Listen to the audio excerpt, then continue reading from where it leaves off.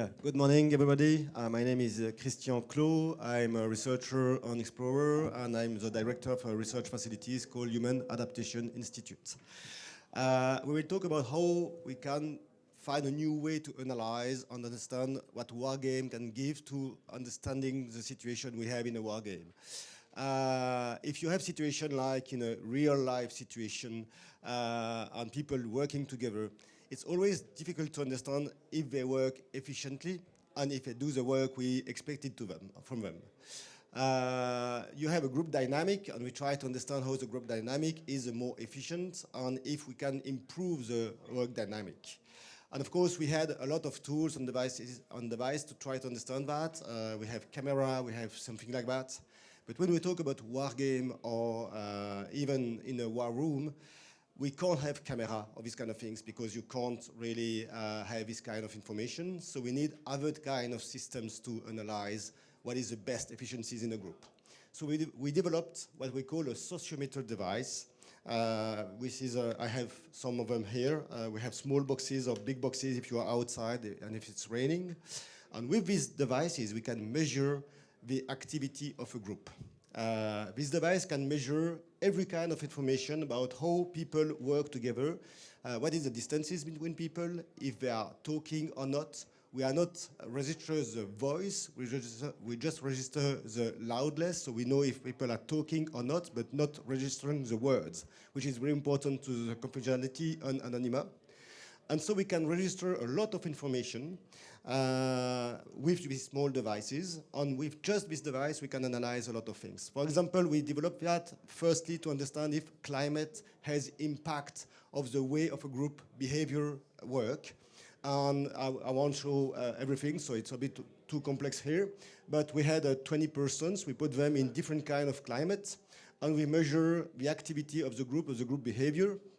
And we analyze that. For example, it's the first time we prove that in a hot situation, you have less interaction in a group than in a cold situation or in a normal situation, which is interesting because we have other kind of analysis, but I don't have time today to show everything.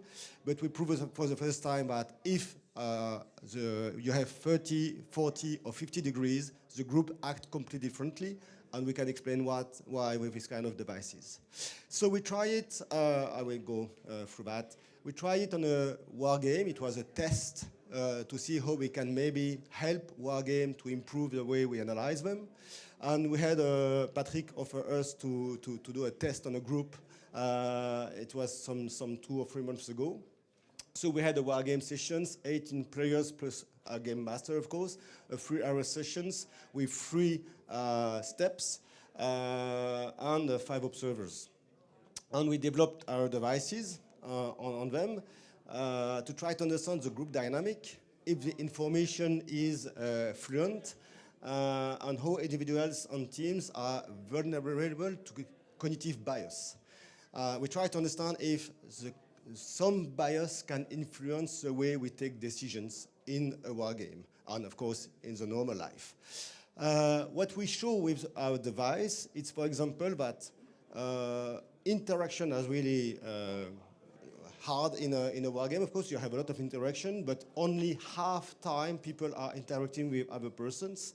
And we have a huge differences between the step of the war game.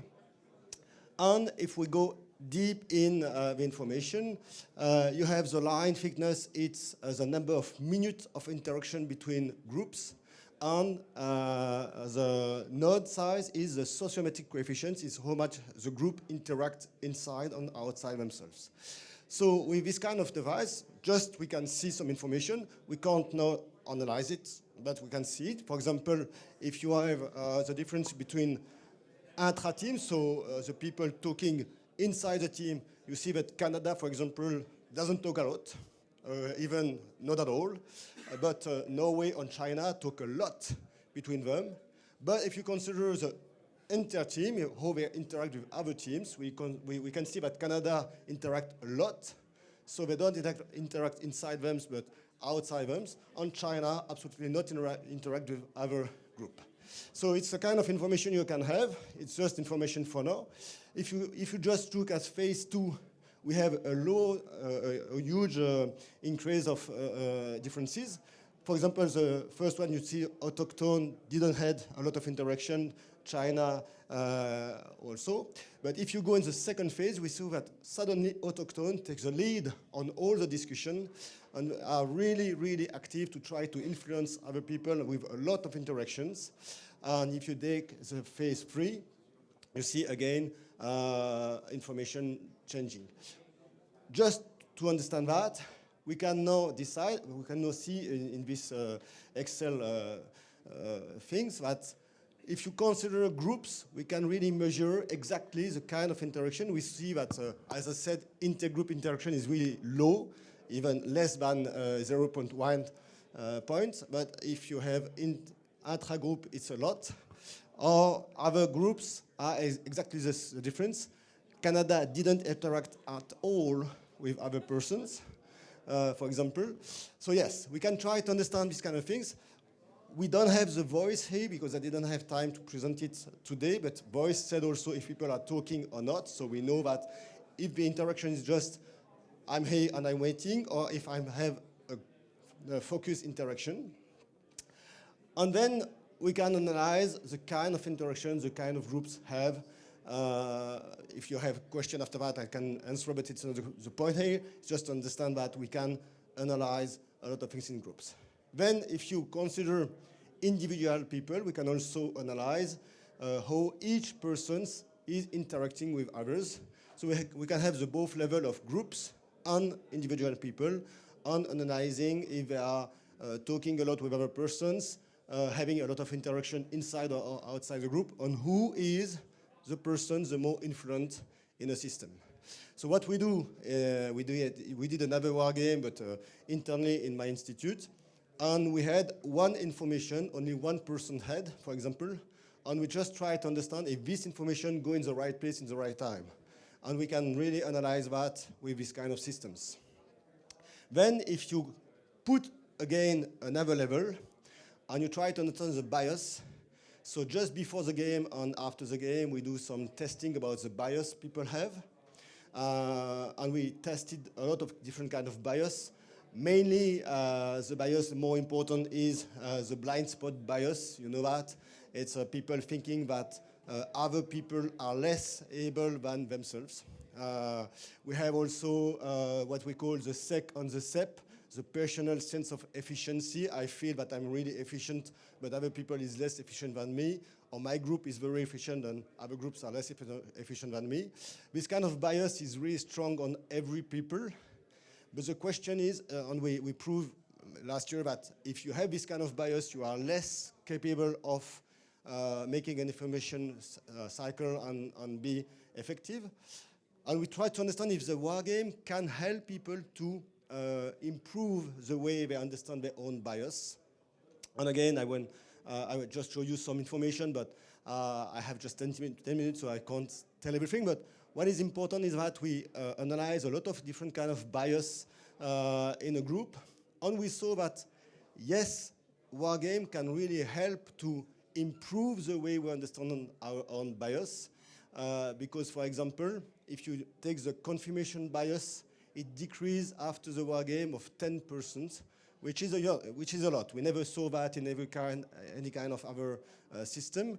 Well, overconfidence, in another way, increase of 3% because people feel, oh yes, we did a really nice job today and it was really nice and it was perfect.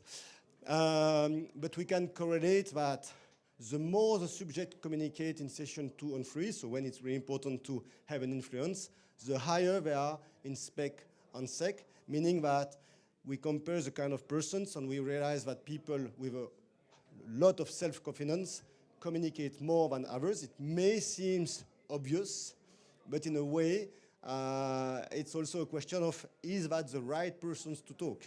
And we demonstrate in this war game that finally people who talk a lot are maybe not the people who have the more influence on the war game, whatever.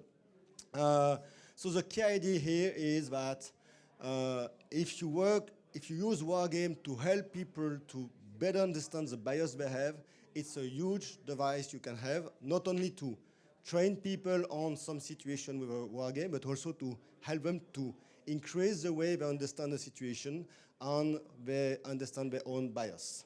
So at the end of all that, sociometric evaluation alone or plus with some bias information or observation outside is a really nice way to understand and to improve a war game, and not only to use a war game to train people, but also to understand the way they think, the way they work together, and after that, to train them to get a better way to increase the communication system in a war room and in a situation of crisis.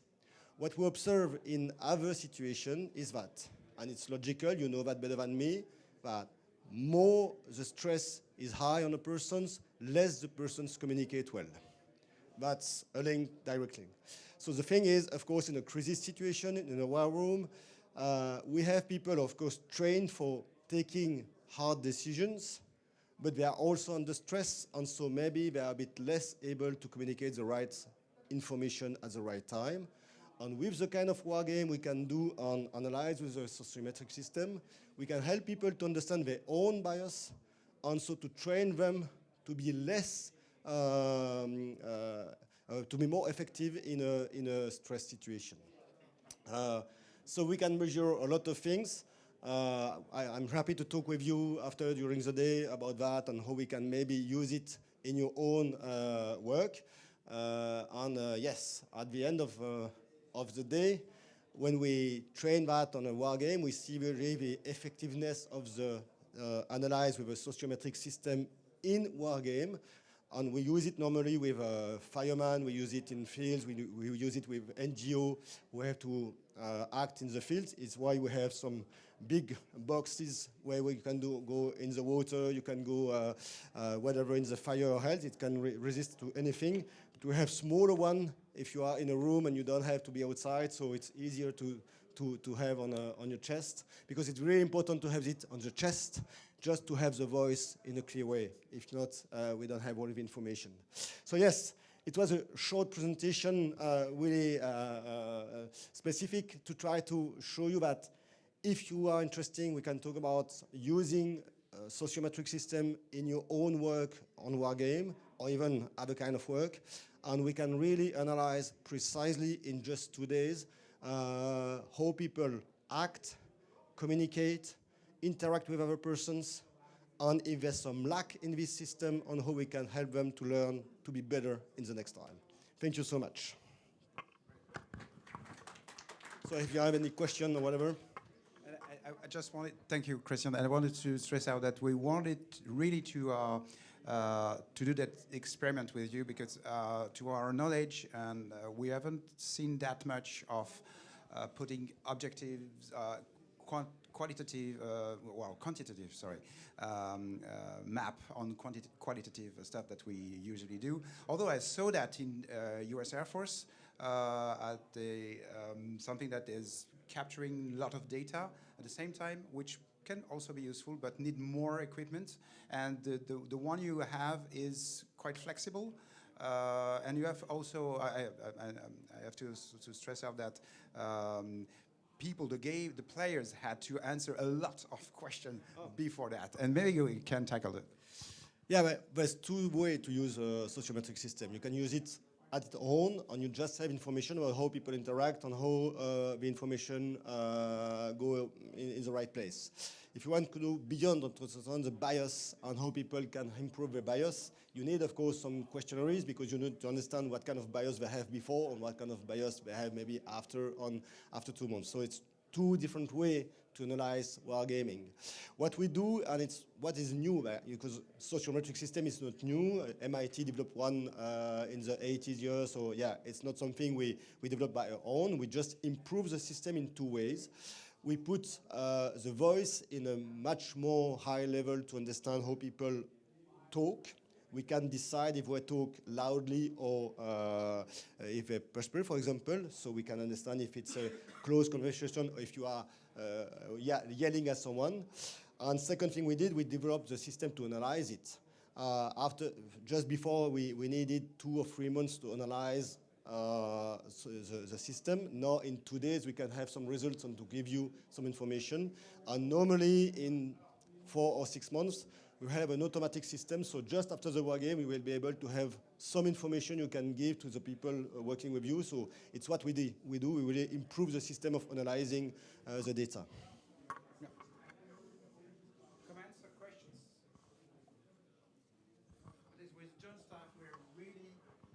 With the joint staff and my team, we really want to go deeper into these experiments and eager to work again with you, Christian, and your staff. So, well, thank you all. Yes. Did you say it measures like the pitch and the tone of the? Did you say it measures the pitch and the tone of somebody's voice and like how fast they're talking? Yes, it measures the pitch and the tone, but not the words, which allow us to measure even if you are in a high-level kind of war game and you have confidential information.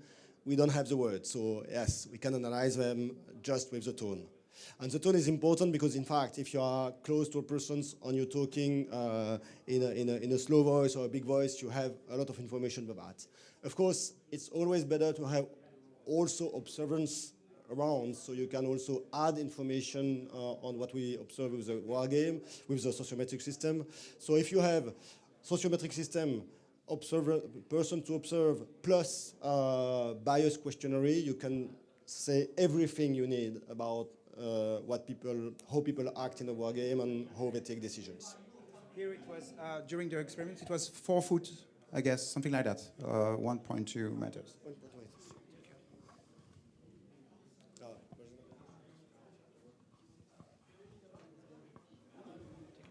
Morning. Just a question about the feedback. So you mentioned that when you do this activity with groups, you can collect data. So I think one of the objectives of this activity is to provide feedback to the participant of the group about active listening, communication, etc. So is it someone that collects this data and can provide feedback as soon, so after the activity, with the participants? Because one of the best thing I think is to give feedback to the participant and listen to the group, what are their impression, etc. Yeah, you're right. As I said before, we try to develop a system to analyze it immediately, so just after half an hour we have the first results. Yet it will still be a result, a basic result. After half an hour, we can say, okay, you have a lot of interaction. Some people didn't interact at all, and trying to understand. After that, we know that if we want to give a really right feedback, you can't do it with every people. You have a group feedback, which is really important. But after that, we can have a feedback for person to person. And that is another kind of feedback, and it can be doing a bit later. And if you want to add the bias information, this will be always a bit longer. It will take us like 3 or 4 days before having all the information. So you have different level of information. So the first level you can give immediately is how the group interact and were the interaction nice in the right way, and did the information circulate in the nice way. And after 2-3 days, we can give the bias information, but this is more something interesting for each persons and to help them to consider they can maybe learn and improve their own system. Just one. Sorry. Just a question. I see the interest of study the interaction of the people in a war game to provide data and to educate the people. I saw another application to allow the people who are running the war game to be sure that the interaction in the war game was good enough, and the people identify that maybe due to the personality, due to the organization of the war game himself, some people not explain at all their own point of view. Did you targeting this thing to help the wargaming project manager, the wargaming director, to be sure that their wargame was sufficient enough, good enough, and using this tool seems to be good for that? Honestly, we didn't target that right now, but yes, of course, it can be a useful information for the master of the game. For us, there's two really important information when we use a sociometric system in a war game is we need to understand what is the objective of the war game. Because of course, if you have a war game that you win the war game in a way if you are in a collaborative system, or if you win the war game because you are the best and you take the lead on something, it's a different way to analyze it. So of course, we need to know the target of the war game, and after that we can surely help to give information to the war master that maybe we can improve some things in the war game, but honestly, it wasn't something we think till yet. It's really new for us to use it in war game situation, and I think it's because we maybe work with you on all people doing war game, but we will be able to improve the system. There were a question here since a long time. Bonjour. How does the how do you account for the cultural differences? So, for example, in my job, I oversee 25 foreign nations, and each one have a level of willingness to express themselves either in a big group or in a small group, and that will vary quite a bit. So how do you not get false data from those cultural nuances? Yeah, it's very important, you're right. If we are in a situation with a lot of different kind of culture in the same situation, we will need to do some questionnaire about bias, because we have now, there's a corpus of bias we know about some kind of persons. So if we want to analyze in a wide way, when you have different kind of people in the same game, we need some questionnaire to understand better. And in the questionnaire, we will understand, because it's really nicely done, if the people are more willing to communicate in some way or in another way, if they have some kind of bias that will maybe help them to take decision or not. So we need this kind of information. Sociometric system can't say anything about this kind of information. How about the effect of someone knowing they're being monitored? Sometimes that changes the... No, with this kind of devices, you have it here, you will forget it in just 5 minutes. Honestly, I never, after we talk with people, we never had someone saying, oh, I knew I was observed. If you have camera, it's different. If you have camera, you know you are filmed, so you are a bit like an actor, and it may affect your system. But with this, no, you forget it in just 5 minutes. Even though with the atmosphere and the environment of the game, you know that after 10, 15 minutes, you are into the game and forgetting about what you have around. So, yeah. One very last question, because you have to wrap it up. Well, yes, last question here. Just to finish with that, I think that if you think about the sociometric system on you, is maybe that the game is not good enough, because you have time to think. So the one question I have, did you conceptualize the game differently as far as design and running it goes? I think a lot of times with professional games, it's not looked at the same as like a experiment design. Did you incorporate different things like identifying variables and things like that when you were running these games, making sure the environment was constant, things like that? Yeah, right now, no, but we will, for sure. For sure. Well, I think the time is gone, but anyway, I'm here, so if you have any question or want to talk with me, it's a pleasure. Thank you so much for having me here, and have a nice day.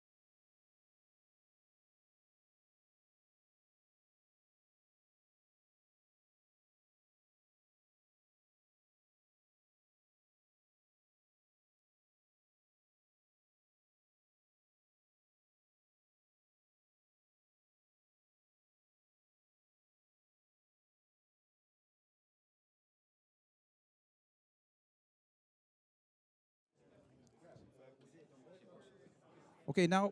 Not yet. Okay, now we're starting another 10-15 minute session with Sebastian Bay from CNA and Georgetown University. It's called, well, working and designing games and wargaming with allies. And by the way, you can also try a few of his games in the middle of the place here. It needs like 2 to 4 and especially 4 people to run a game. It's kind of very fun and easy to learn. So, Sebastian, I'll give you the floor, 15 minutes. Ready to go.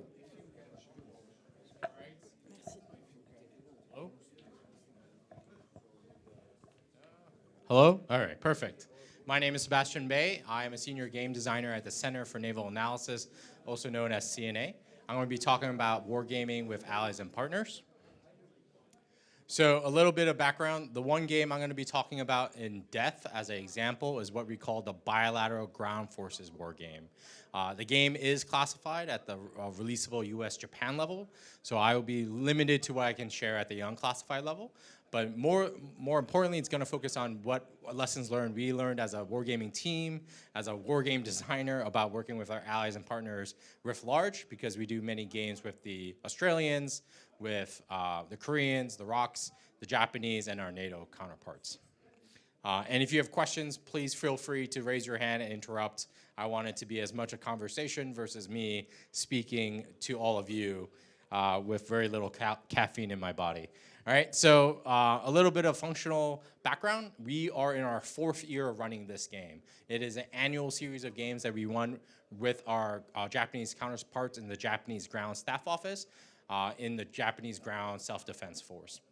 It is in partnership and sponsored by 3MEF, and it was originally actually sponsored by the WIF in its first year. So a little shout out to the WIF here at the Wargaming Incentive Fund. And then in the consequent years, the 3MEF out of Okinawa saw value in it and did exactly what the WIF is supposed to do and started paying out of their own pocket for it. And we are in our 4th year doing it, right? So I want to talk a little bit about how we did a game adjudication, right? I can't talk too much about the scenario or the contingency that we looked at, but I looked at how to better respond to any contingency as a bilateral ground force, also within the wider bilateral joint force, right? So one of the things that we did was, one of the challenges was how to get our Japanese counterparts who are not very familiar with wargaming or did not do lots of wargaming institutionally to buy in. And one of the things we did as a game design approach was to incorporate them into the adjudication process without undermining the analytical rigor and analytical process. So one of the ways we did it is that we had a semi-rigid rule set. So we did our adjudication through a series of tools, which I will show in the next slide, which we call the Excel magic machines, right?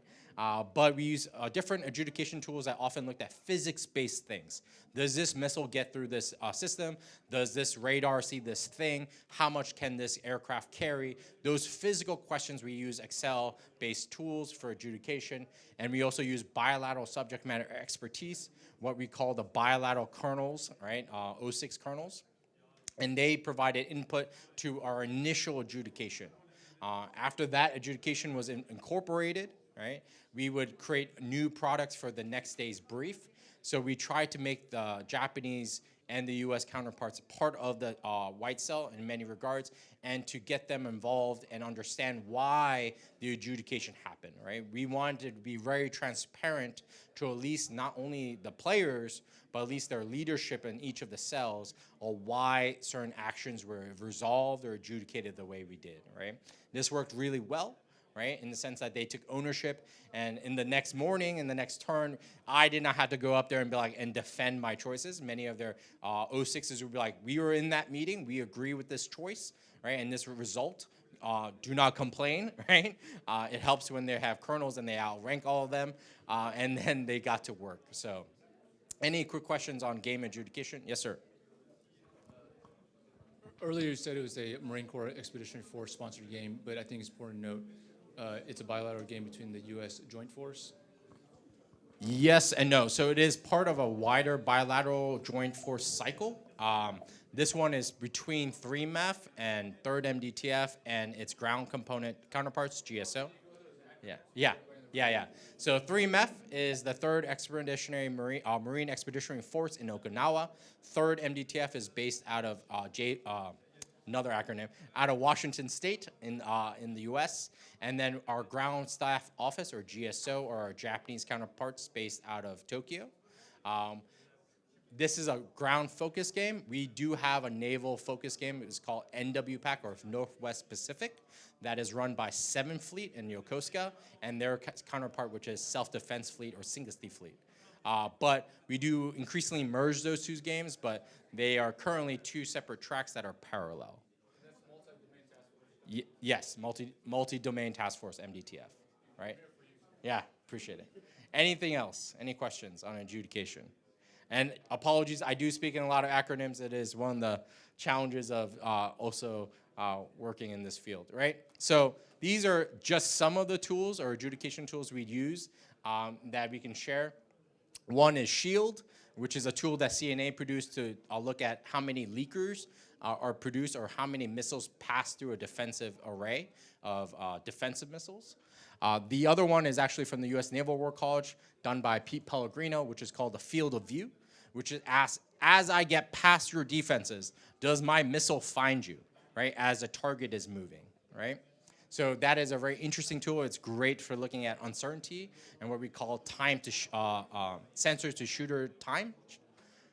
The other one is the logistics demand estimator, which is a very fancy term of saying it's a very big Excel list that tracks different classes of supply.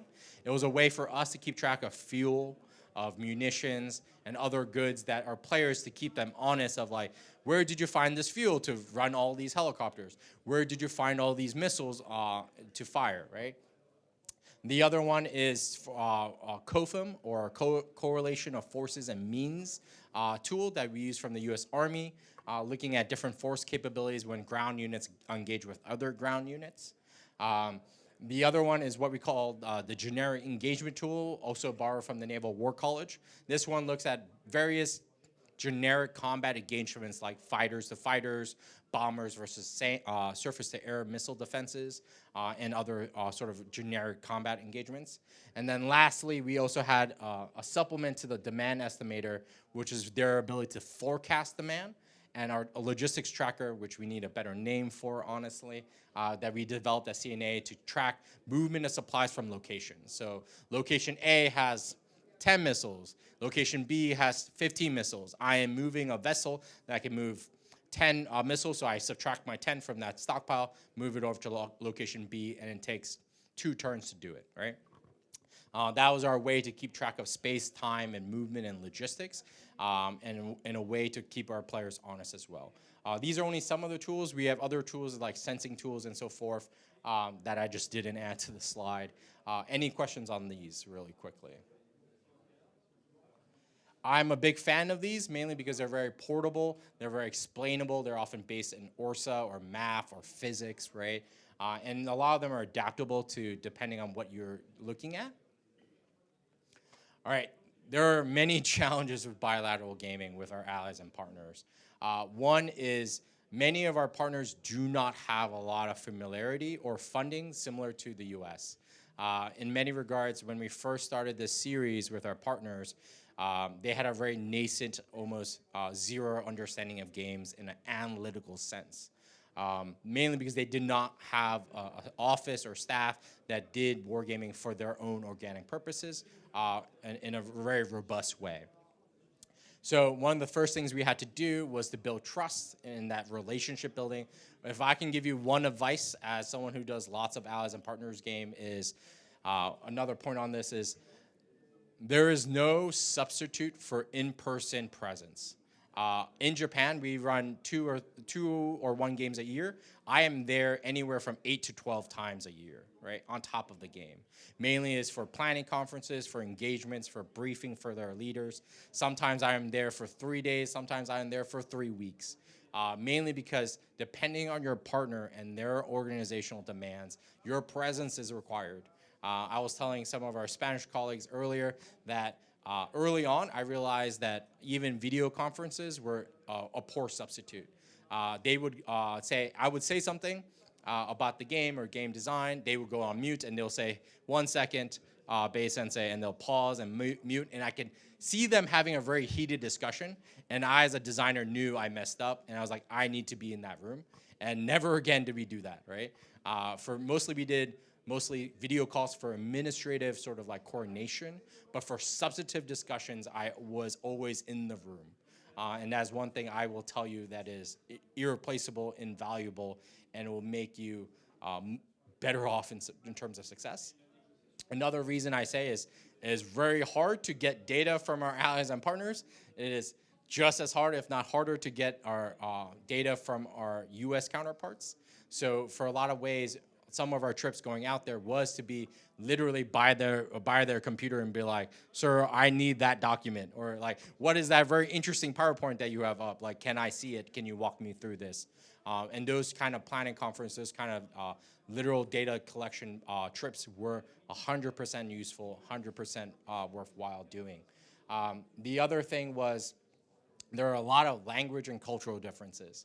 I literally have a short Word document for each of our allies and partners that we do regular games with the ROCs, with NATO, with the JSDF, on like, hey, these are cultural differences that you'll have about personal space, about just organizational politics. And I was joking with our Spanish colleagues before is that you know a partner when you can discern when they're telling you to pound sand or to get out of their face in a very polite manner, and it is different for each culture, right?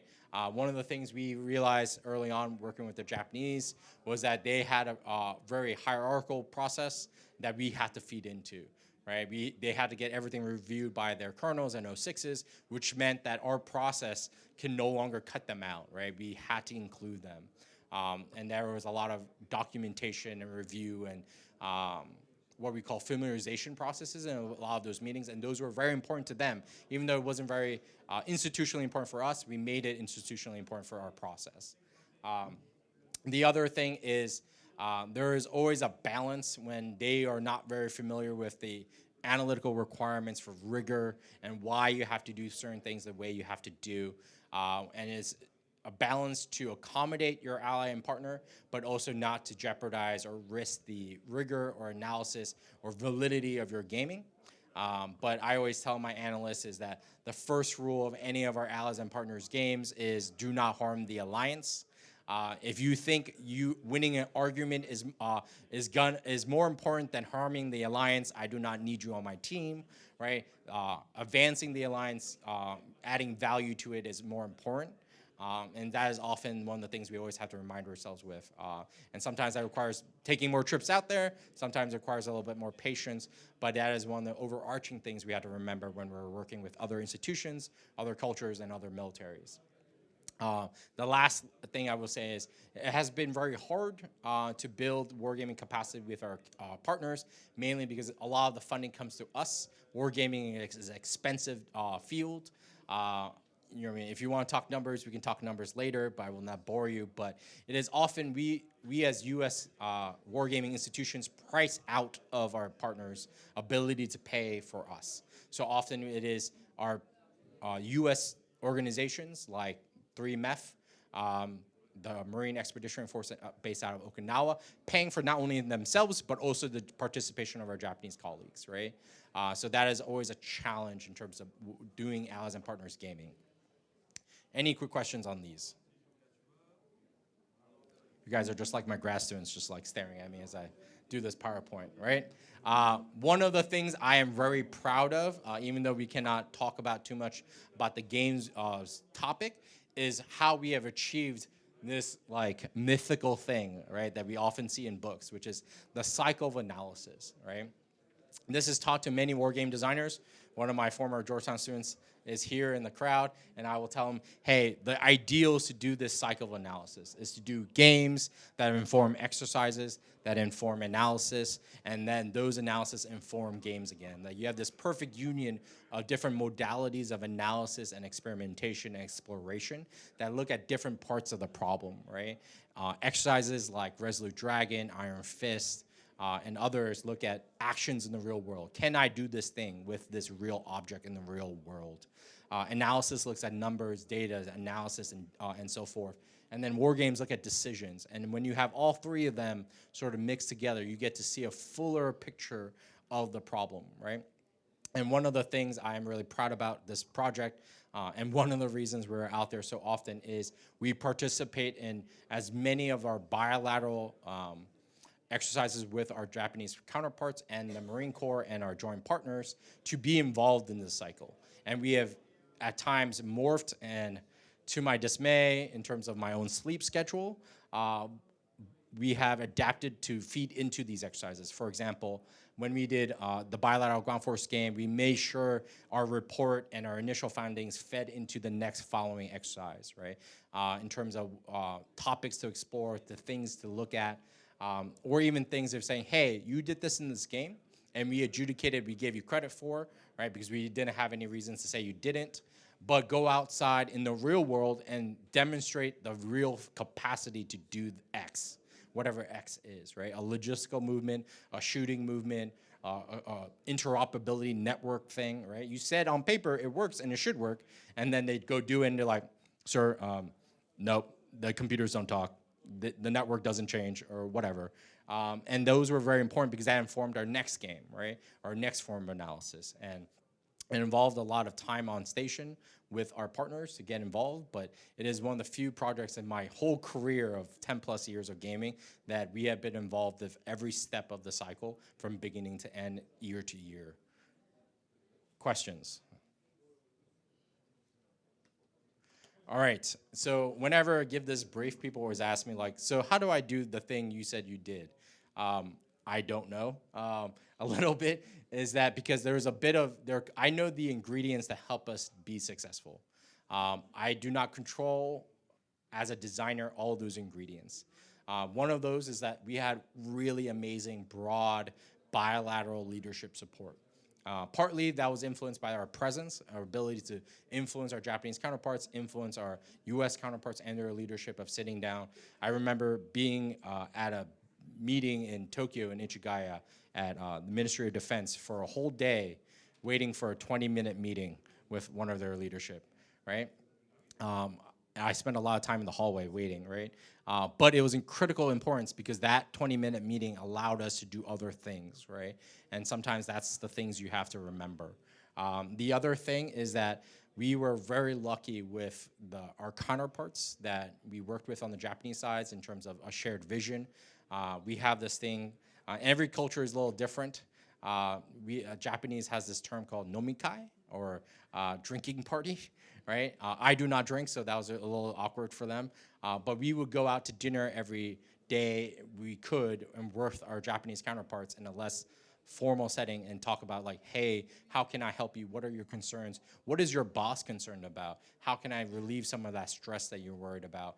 That is not in a formal setting, and that was really helpful for us. We're working with our Japanese counterparts. Sometimes that is different. It looks differently with our different partners, with NATO and so forth. But finding the way to communicate and forge a shared vision bilaterally or multilaterally was really important, and finding that way was often about people-to-people relationships. The other is that, as I mentioned before, and I cannot stress this enough, is that reliable, regular presence face-to-face is the secret sauce to all these allies and partners games, right? Is to work with them in the trenches, be there at their exercises. And after 4 years, I know pretty much everyone at the ground staff office. I know people in the regional armies that I work with, and they know when I come and ask them, like, hey, can I get this document? Hey, can you fill out this template? Hey, can you give me some of this data that I need for this analysis? They're more forthcoming because we have built trust over successive years and successive times we have worked together. And lastly, I will say is that every ally and partner is different. There is no relationship with any of our allies and partners in terms of gaming that has been identical. I've done games for multiple years for the ROCs and USFK, US Forces Korea, for the Japanese, for our Australian counterparts, for our NATO counterparts, and so forth. And each of them is different. And you have to approach it differently and with some lessons learned from past lessons, but not be pigeonholed or molded or casted by your past experiences, right? And this is even true for the same partner, right? I have recently going through a turnover for action officer for our Japanese counterpart, and I had to go through him, like he works a little differently than our past counterparts, and we had to reestablish some of that relationship building, and that's like a big component of it. One thing I will also say is that as a designer, there are sometimes things you're like, I want to do this cool mechanic, this cool thing, amazing computerized portion, and sometimes our partners are like, no, that sounds really hard in our second language. And I'm like, very fair. And that's something you have to be very cognizant of because they are often playing in their second language, right? Or sometimes their third language, right? And I could not imagine playing a game in Japanese, and I forget that sometimes. And I have to remind myself of those things. And it is very hard when we work in classified environments where translation capabilities are much more difficult to get access to. So that's always a challenge. So that's my little friendly reminder to all of you as you guys think about allies and partners gaming. So any questions? Yes, sir. How has the advent of AI helped you to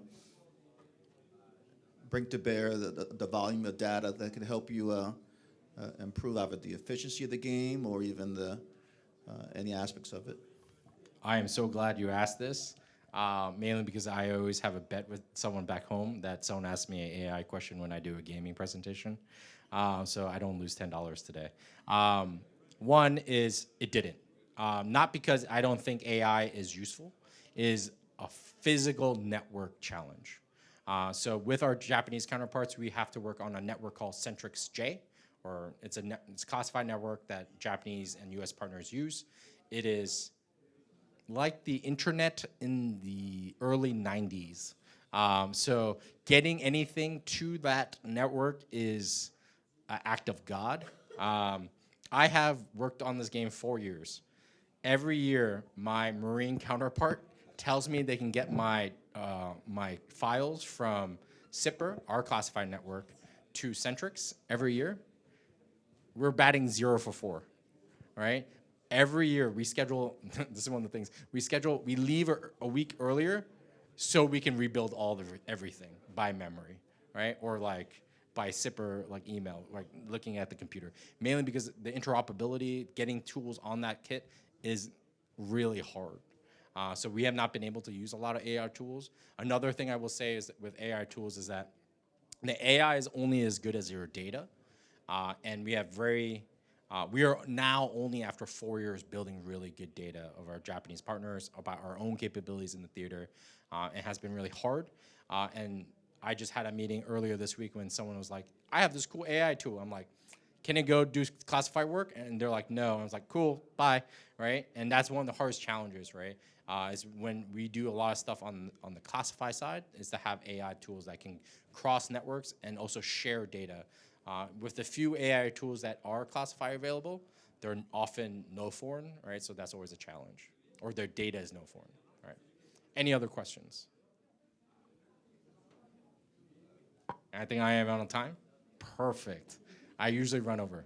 But thank you. I'm here all day.